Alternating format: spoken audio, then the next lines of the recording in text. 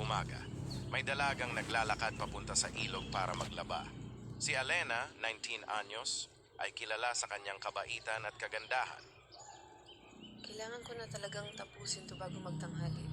Baka umulan mamaya. Habang naglalaba, may narinig siyang kaluskos sa likod. Lumingon siya. Walang nakita. Biglang may narinig siyang malalim na boses.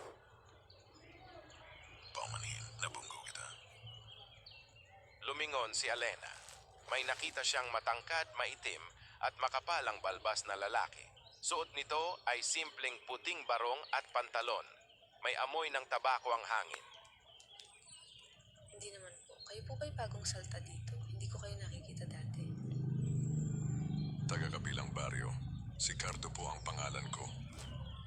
Simula noon, araw-araw silang nagkikita sa ilog. Si Cardo ay laging handang tumulong kay Alena, magbuhat ng balde, mag-igib ng tubig, o kaya'y magbigay ng bulaklak mula sa gubat. Sa kubo ni Alena, may naririnig siyang tunog ng kawayang umaalingaw-ngaw. Bumukas ang bintana, walang tao, pero may nakapugong na saging na nakabitin sa puno. Sino kaya yun? Isang gabi nagtago siya sa likod ng puno para subaybayan ang naglalagay ng saging. Sa dilim, nakita niyang naglaho ang katauhan ni Cardo. Sa halip, isang higanteng nilalang na may nagliliyab na mata at nakabalot sa usok ang lumitaw. Ricardo, ikaw ba yan? Oh, Alena. Ako si Cardo. Isang kapre na naiwala sa pag-ibig sa'yo. Pinili kong magbalat kayo para mapalapit sa'yo. Pero hindi ko na ito matatagalan. Kinabukasan, nagpakita si Cardo sa tunay niyang anyo. Nagulat ang buong baryo ngunit hinayaan siya ni Alena na magpaliwanag. Alam kong hindi ako karapat-dapat sa iyo.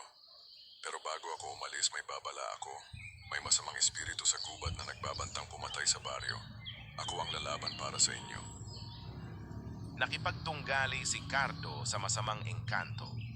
Gamit ang lakas ng puno at usok, natalo niya ito. Pero ang kapalit ay ang kanyang buhay. Bago mamatay, ibinigay niya kay Alena ang kanyang pangako. Salamat sa pagtanggap sa akin kahit pansamantala. Nang maglaho ang kapre, isang bagong puno ng balete ang sumibol sa gubat, tanda ng kanyang pag-ibig.